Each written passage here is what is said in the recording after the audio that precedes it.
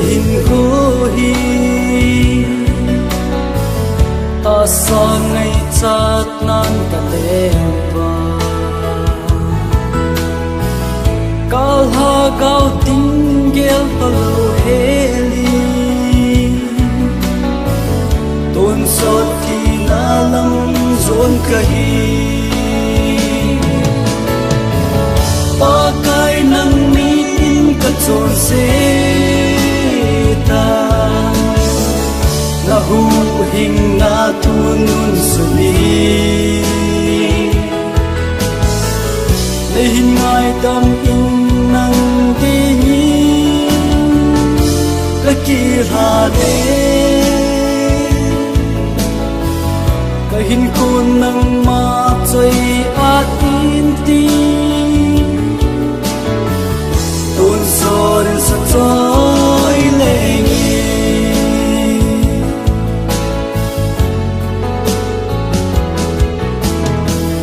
cao hơ cao đấng cha aka pe chung ka ba kai Giêsu nei ko we ke ya ko hin tui alo nye tôn so na hin kim đâu a hi ba cái nắng mi cả tròn xe ta là hu hình na tu nun suni để hình ngai tâm in nang đi ni cái kia hà đê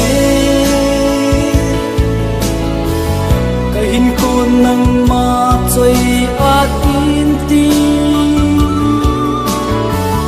tôn rồi sắc soi lệ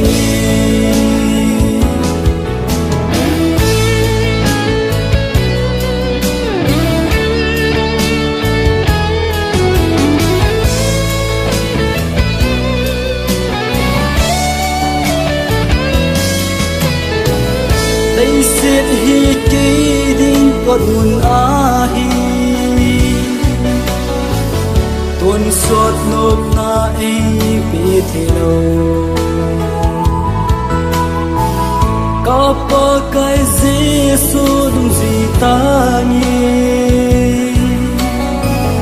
đúng kỳ si kiết lâu hiểu đi ba cái nắng mi in cả tròn xe ta là hu hình na tu nun suni le hình ngai tâm in nang đi ni cái kia hà đê cái hình con nang ma chơi át in ti tôn son sắc soi lệ hình con nang